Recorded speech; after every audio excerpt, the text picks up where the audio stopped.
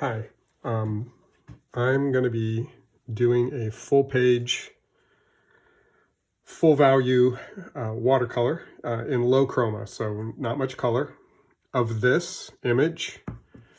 And I'm setting it up at a little bit of an angle so it's more or less square to my eye. I've already taken a look at it, and I think, just from eyeballing it, that if I make an X with my eyes, that the center of the image is right about there. So that line runs right through the center of the painting. So that's where I'm going to start, is with that image, with that line.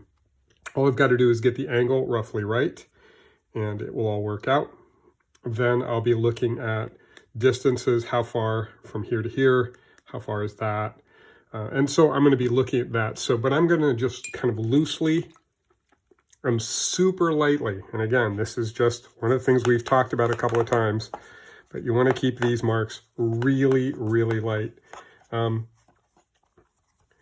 If I bump the camera with my head, it's because it's where my head should be. And I will try, but it's kind of hard to paint. It's really hard to draw accurately when your head is at a funny angle. But I'm going to try. Not an excuse, just a thing. All right, so I'm going to make up a very light yellowish, yellow ochre.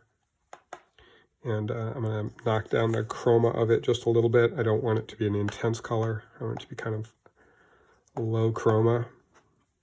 Okay, so kind of a yellow gray like that. So it's a little bit cooler than the yellow ochre, but still pretty weak, I think. So let's take a look at it over here. This image proportionally is about a ½ inch narrower. So when I laid a diagonal across there, like I showed you, to check proportion, so it's a little bit narrower. Yeah, maybe a little dark. Throw some water in there. Okay, so if the center of the canvas is somewhere about there, roughly, I look through from that corner to that corner, maybe a little bit lower than that. And like I said, it's kind of hard to get a good angle on this. And I can check that by just taking my brush, holding at a point, checking that. Okay, so that's to try to find there. So it is a little high. So let's try that point.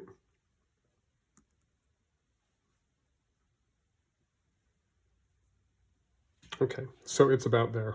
So I'm gonna, so that I don't distract myself whenever I have any marks that are inaccurate, I want to mop them up pretty quickly, particularly since that shape right beside it is in full light. So I want that to be really, really light. So I'm going to mop up those mistaken points and just leave the little tiny point.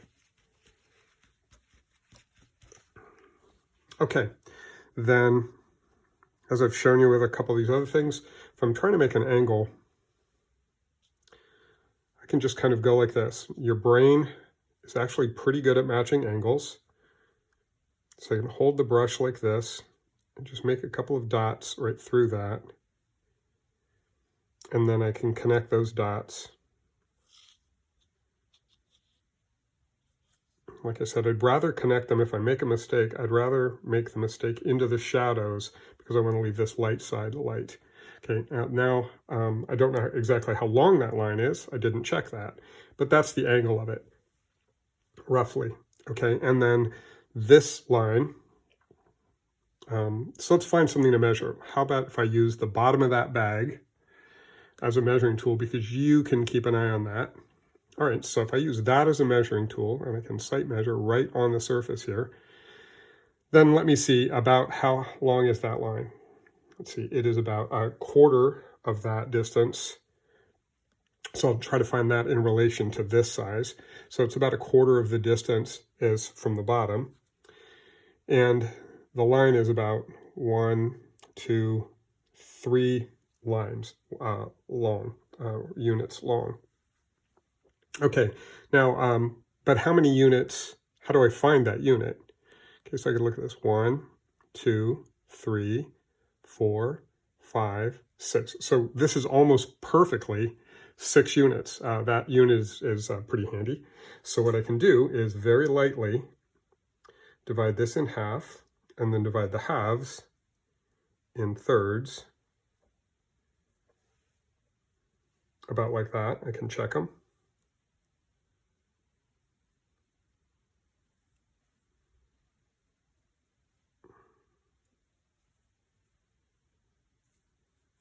Let's see, from there to there, there to there, there to there.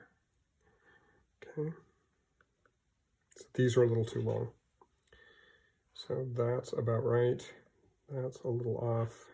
That's a little off. That's got to come over. Okay, so let me try it again. 1, 2, 3, 4, 5, 6. Okay. All right, and again, I'm going to kind of erase the markings that are confusing.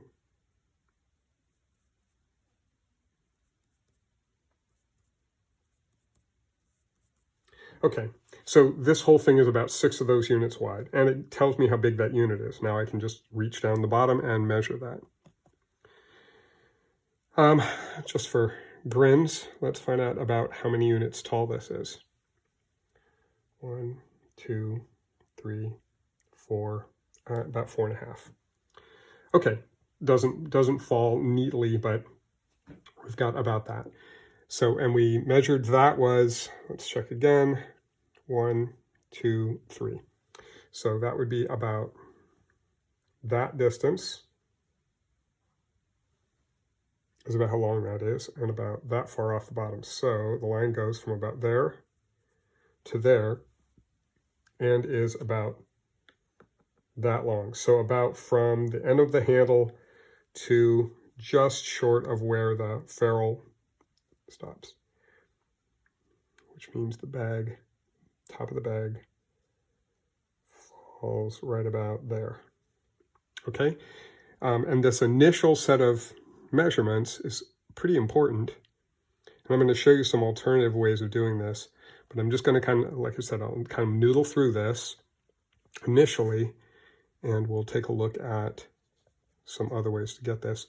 Now this bottom line, which we've measured, comes up at an angle about like that.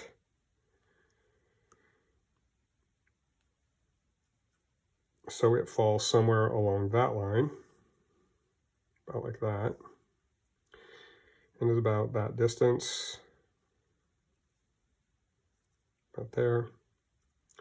Okay, and it angles very slightly from vertical. Okay, off just a tiny bit there. Okay, and then I'm going to mop up that other line so it doesn't confuse me later.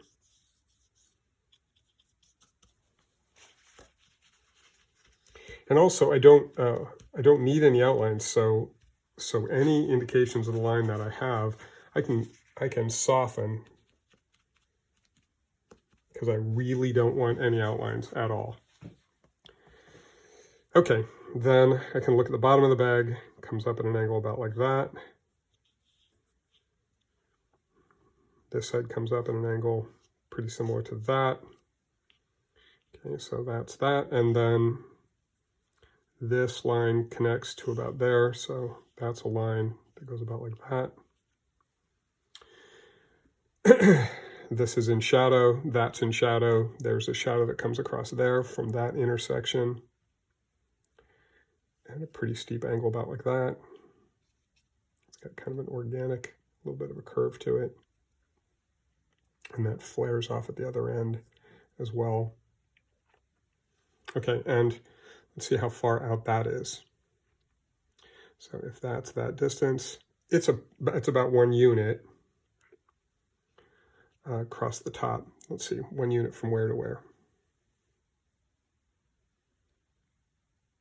Okay, about 1 unit from this intersection, just short of 1 unit. So I'm going to just bring my finger in a tiny bit.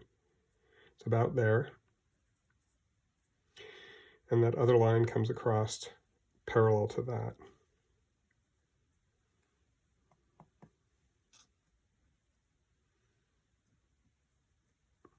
Okay, so that's where that intersection is. And that one comes down pretty similar to this angle. So it's a very similar angle. So I can look at that distance and this distance. Make a little mark, but I'm going to check it here. And that's really interesting. This, although this is the short side of the bag and that's the long side of the bag, they're actually the same length. This is one of the things that's really difficult when you're drawing, is that your brain is telling you that that's the long side. So it's telling you that that's a greater distance. And that's one of the reasons for measuring, is that when I measure it, they are almost exactly the same size. That is just the tiniest bit longer. Okay, so I'm going to just take my finger, move it just a little bit further. And I'm going to go, okay, so that moved it a little bit. And then it's going to go up to that corner. Okay. And about down from that corner, a little less than that unit, is where that shadow falls. And the shadow falls a pretty strong angle, and only comes in about a little less than a third of that shape and runs parallel to that bag. Okay. This angle, you know, I might need to make that a little bit steeper. Looking at it, it's hard with that at an angle and me holding my head at an angle. It's a little difficult to judge angles, but I'm thinking that angle's a little steeper. Yeah. Okay, so I'm going to move this angle up. And these first couple of marks, really important, because once I get one thing right, I'm gonna base everything in the painting on those decisions. So I need to be right. So that's why I'm being careful. Okay, check this angle. Okay, I'm going to check that again. Boy, my brain really wants that to be a thing. All right, so I don't confuse myself, get rid of those shapes in there and that outer line.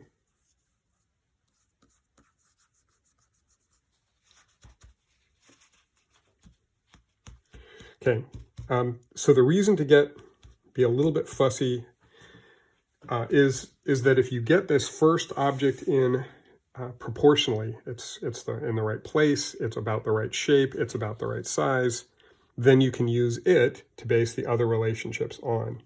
If it's wrong, that's all going to be a lot tougher, right? So I don't really need to go that dark since that's a light side. I just need the tick mark there in the corner. Okay, and like I said, we've got that kind of peeling off. Yeah. Okay, so I've got those big shapes. You can see just the top of that shadow. This is all in shadow. The table, the edge of the table goes through that line. So this paper bag actually sticks off the edge of the table. It's one of the reasons I kind of was interested in the photograph.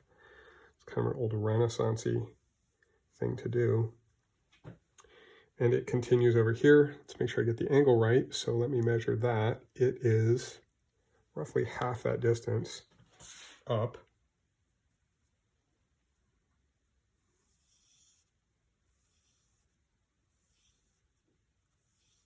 Come across like that. Go through that corner and off like that. Okay.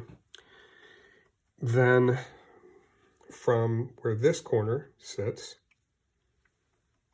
this other bag is coming off at an angle about like that. Not quite a right angle, just a little bit inside of a right angle. And the angle of the shadow comes just uphill from that point to that corner. The rest of the bag is hidden behind this bag and emerges just below that shadow So somewhere, looks like right about in there is the angle for that bag. And it goes up all the way up just nearly to the top. Okay, but let's check the angle here. Okay, so the angle is going to be about like that. Okay. And the distance, the thickness of that bag, width of that bag, interesting, okay, is from about here, the corner, it's about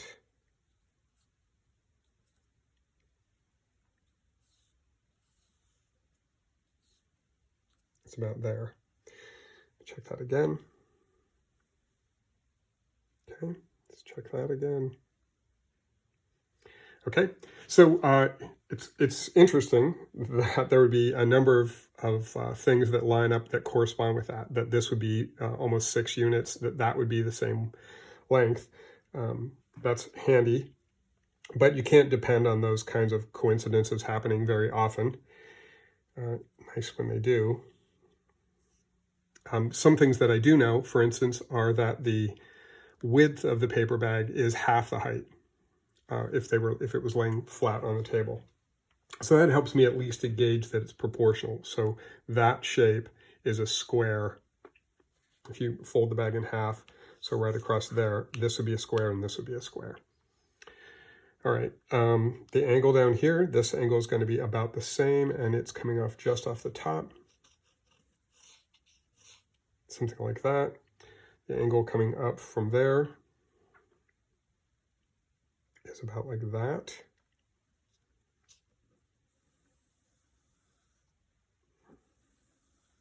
And it's in the shadows.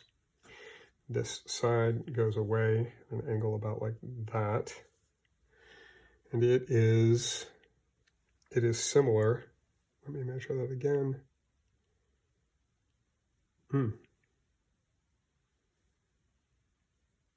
It is about twice that far, not quite twice, okay? About to there, and that angles up to above that.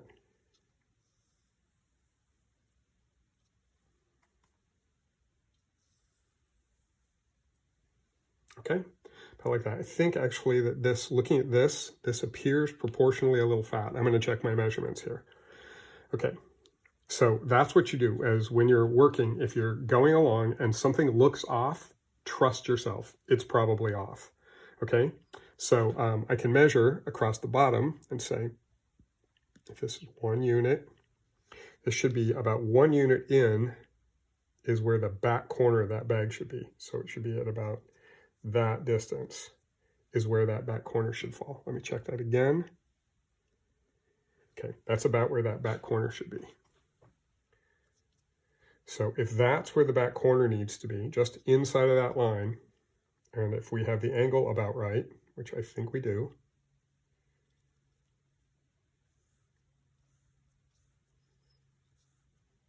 that would mean that the bag gets that much narrower, which I think is about right. So let's look at this. So if that comes,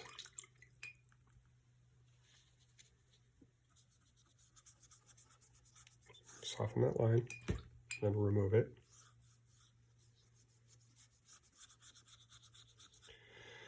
And I know it's awkward and maybe even difficult to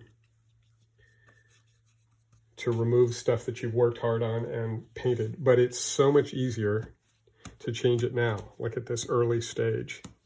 Now I can measure through, and I'll show you several different ways to achieve this, but initially just being able to get through this process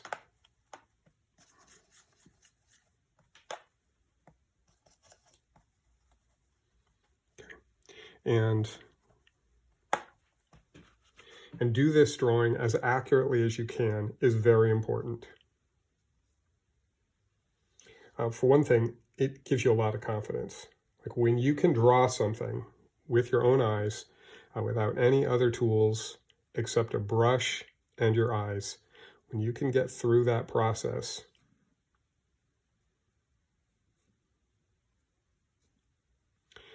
and you can be pretty accurate about it.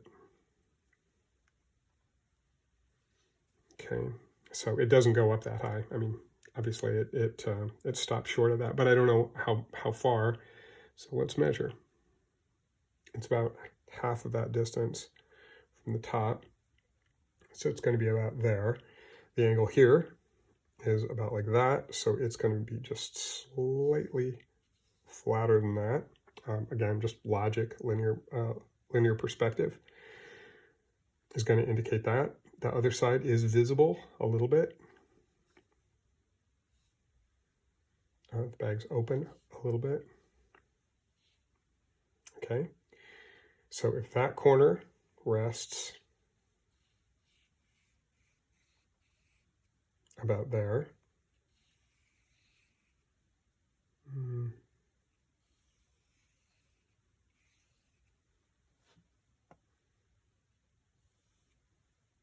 okay.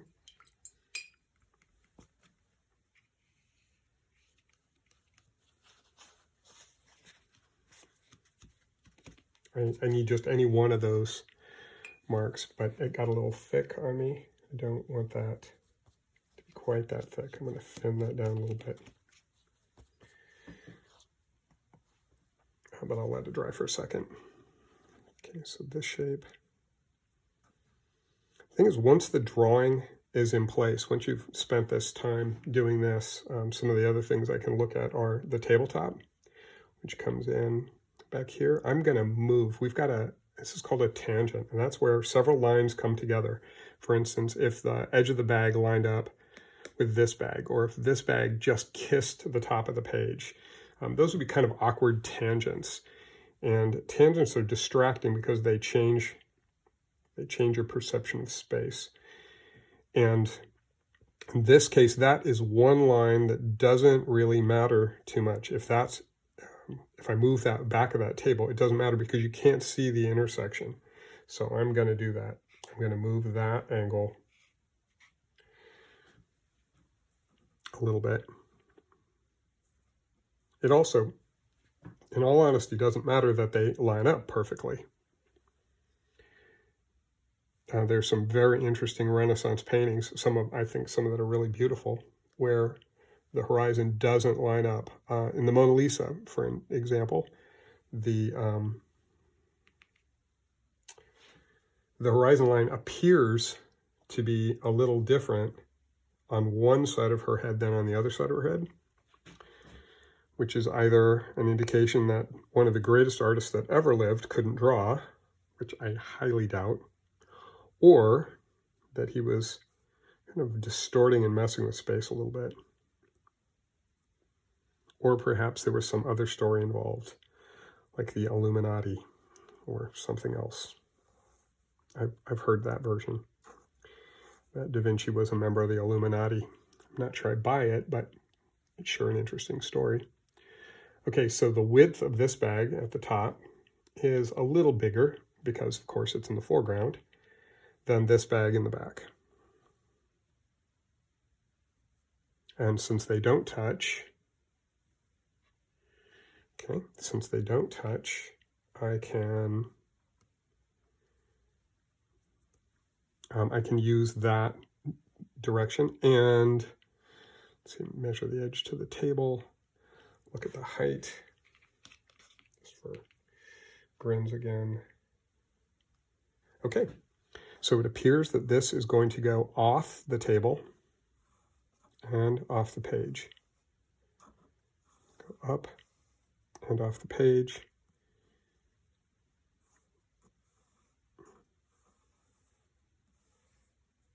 Up and off the page. I'm going to look at where the base of this is. I think based on this looks like it's about halfway, and here it looks like it's about 2/3 the way. Move that. Again, since they don't touch, it isn't critical. I just want it to be proportionally looking about right.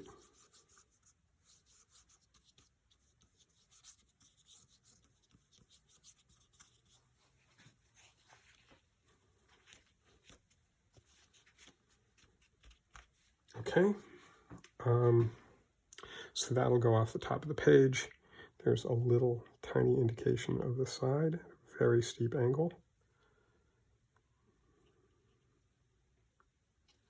Maybe slightly closer to that bag now that I'm looking at it. I think it falls just a little closer.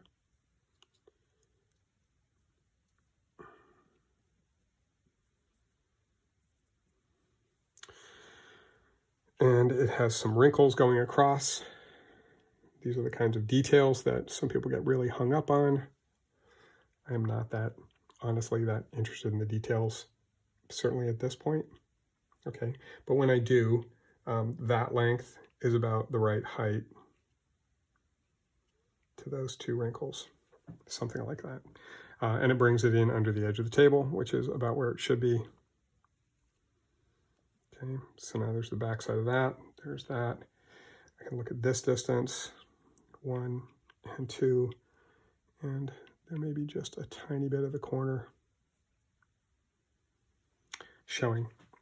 Okay, so I have the big blocks in place. I have the shadow here.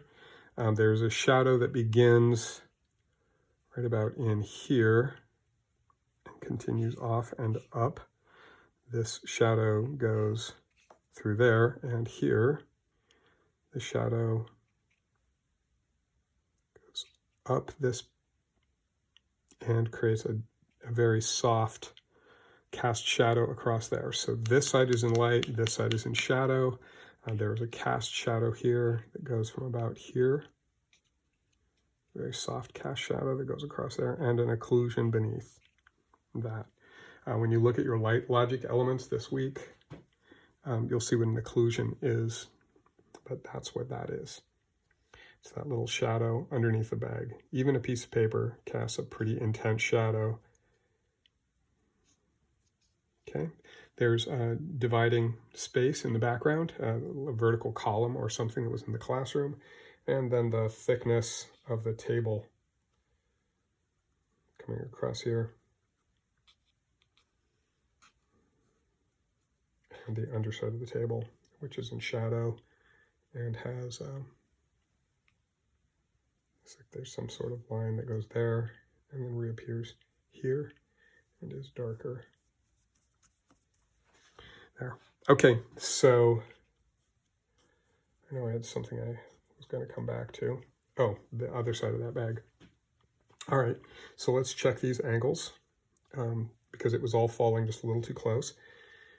It looks like it comes down a little bit further to the edge of the table. So I don't know if my angle is wrong. My angle looks pretty good. Is the table at the right angle? The table could be a tiny bit higher.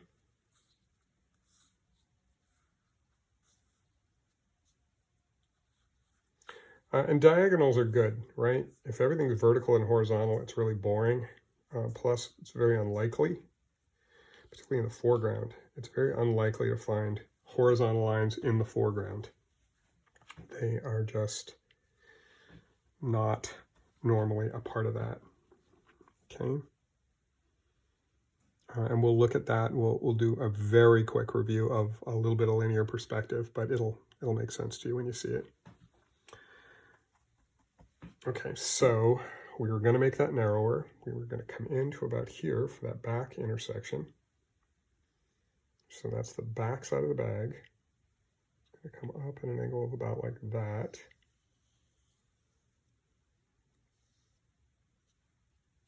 Okay. And it was a pretty steep angle. And it is, so we can check this. So it should be about, let's see, was I measuring from the table or the edge of the image? About from the edge of the image. So one way to check this is that should fall right about there. Come down an angle like that. And then the intersection to that come off. So I think that's going to be a tiny bit steeper. And it's going to come up to about there.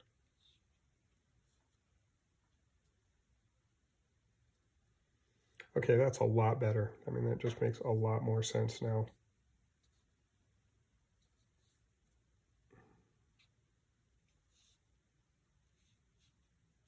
Okay, so what I'm going to do is I'm going to block in values very lightly at first, again, because who knows what dumb mistakes I've made going along here. Undoubtedly, I've made a few. So I'm just going to block in these values pretty lightly, but confidently.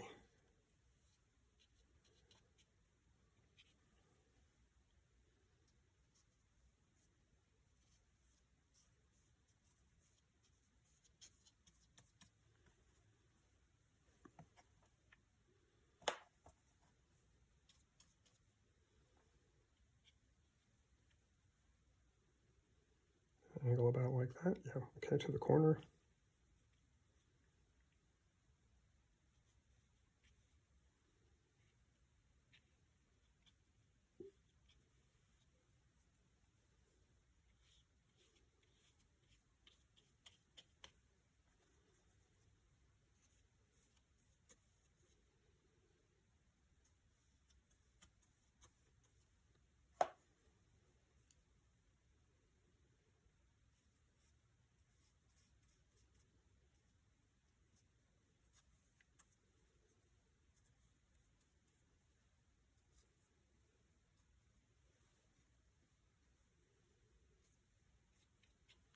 Okay, so that value for that space back there, I'm going to make a little darker value.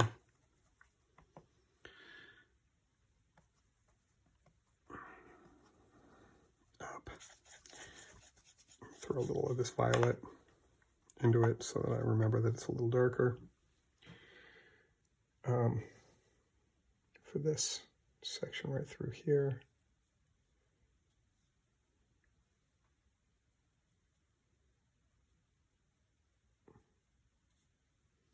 I'm just going to let that be wet on wet.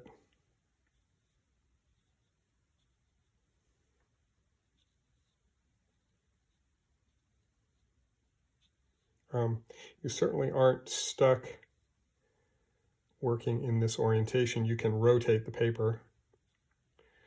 And for instance, because this is a horizontal image, it's important that I be working on a horizontal piece of paper. If I was working on a vertical piece of paper, all of the proportions, all the measurements, everything I just did would not only be wrong, it would be confusing me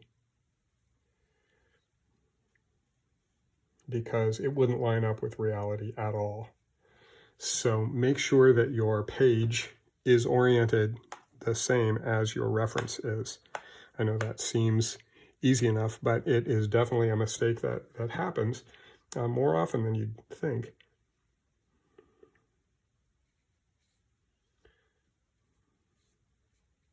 Okay, I'm going to lay down this big shadow shape.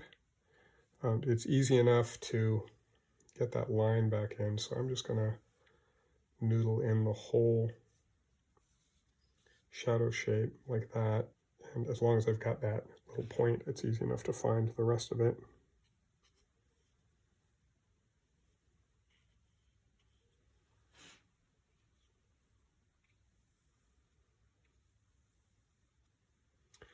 And as I said before, you don't need any lines. All I have to do is bring the shape out to the right distance.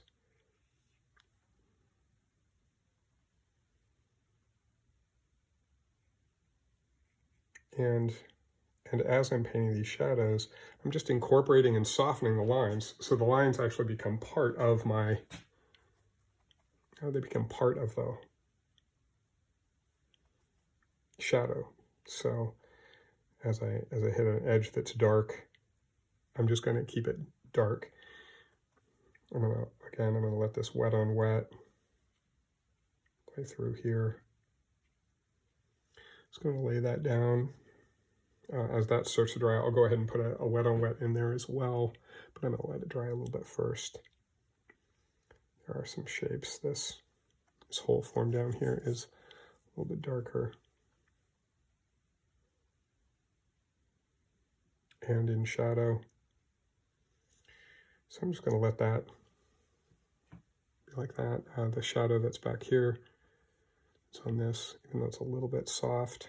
I'm going to noodle it in so I don't forget.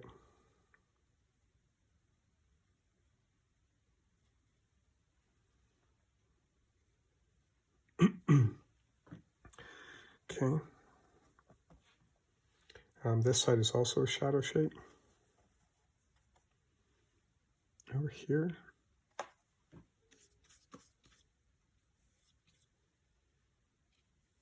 Shapes and shadow. It does have some slightly darker forms within it. But I'm just going to lay down the first layer.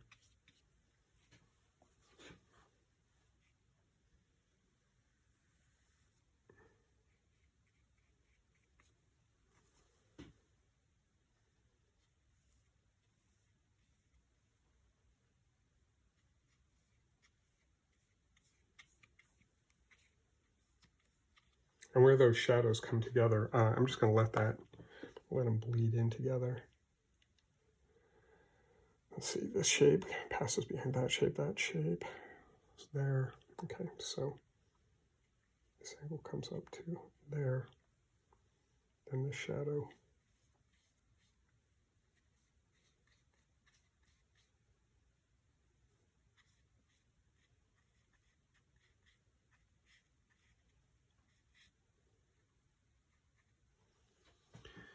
Okay.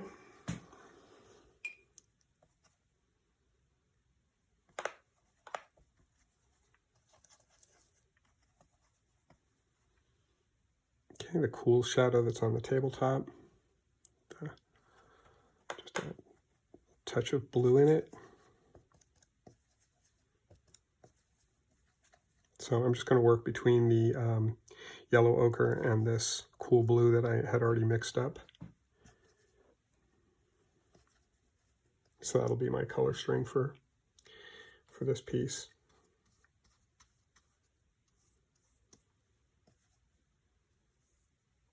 This entire tabletop on this side is in that shadow.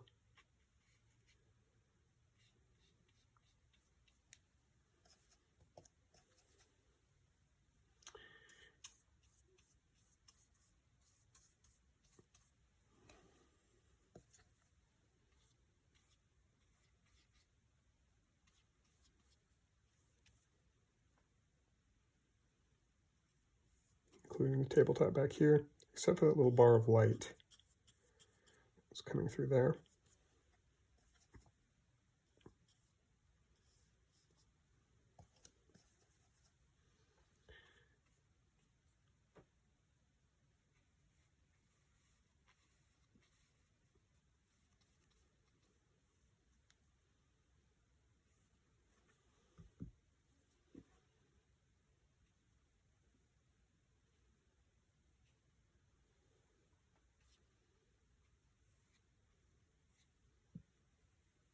Okay, these are going to be really close value based on the reference. So all I'm going to try to do is allow the temperature to tell the story. It doesn't need to be a different value. It just needs to be a slightly different temperature.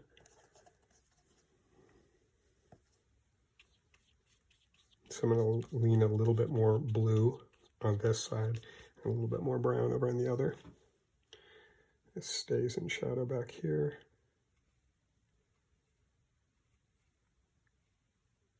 I'll probably layer these two colors in the background in order to get both the color and the temperature that I want. This is going to be a little bit darker, although not too intense. This shadow coming off the bottom of the bag.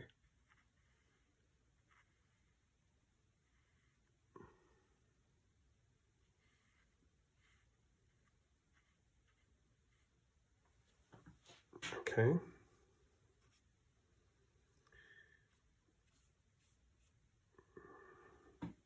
A little bit of that back here. Yep.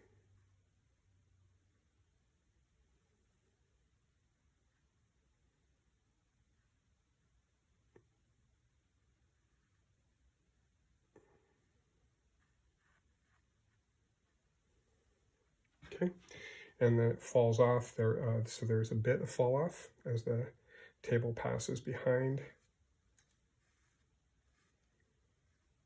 There's some of that blue, and then the spotlight hits right about there, so across there.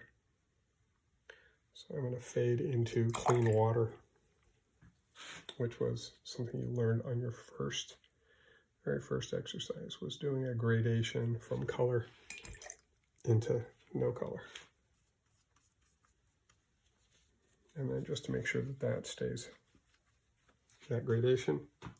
Okay, so that's mapping out those. This, the kind of blue-gray that's in the background, not quite as dark or intense. I'm going to put a whole nother pass of blue over that. I mixed this up. I was playing around when I was doing my color wheel, so I tried actually hard mixing the colors. So this was a little bit of phthalo blue with a tiny bit of magenta into it. See if I could actually mix these colors like I would if they were gouache or oil colors, and found surprisingly that I actually could mix them a little bit with a palette knife. Not really well, but a little bit, which was a surprise. Okay, and so what you can do, you can see that because those are wet edges, they're going to blend into each other. And since you went to the trouble to learn how to do wet on wet blends and all these other cool things, I think you should go ahead and use them since you know how. Okay, and I don't know what that's called, but that little divot that's out of the top of the bag shows up there a little.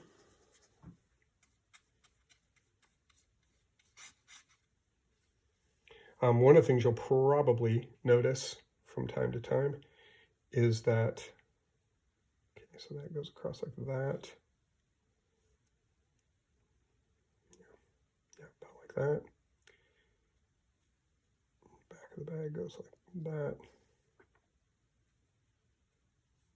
Okay, what you'll notice from time to time is the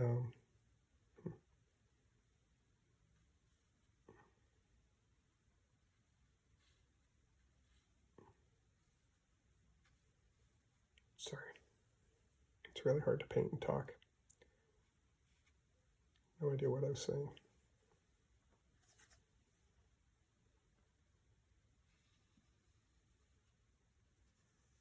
So I hope it wasn't too important.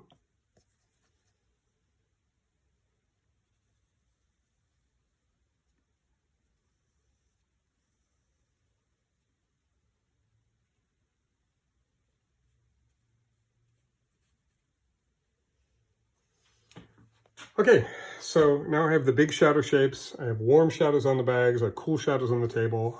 I have a light falling in this corner. So I'm going to continue with the edge of the table.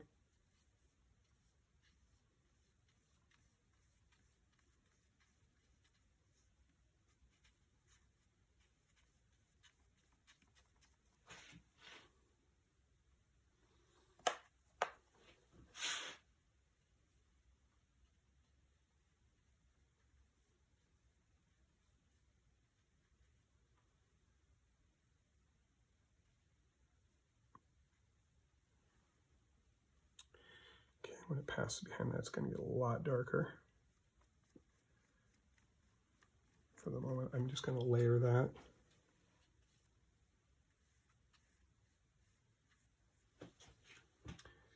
Okay, so I have a wet color here, wet color there. This is wet. So I'm going to give this a break for a minute. But you can see I'm using very little color. I'm just doing a warm and cool. So I'm going between the yellow ochre and a little bit of a mixture of phthalo magenta. But you can work from brown, any dull colors, pretty much the pre-mixed shades. If you still have shades on your palette from your color wheel or from your perceptual paint, You want to be working in shades because you're working in the shadows. Don't put color where you see light. Leave the light alone, particularly for now, okay? You can see that there are some other chunks of shade that I'm gonna keep working on, but I'm gonna be quiet for a minute. And that way I can fast forward through this, including the drying part. You don't need to listen to me encourage the paint to dry, because the paint and I have a long friendship, and sometimes we're less than polite with each other.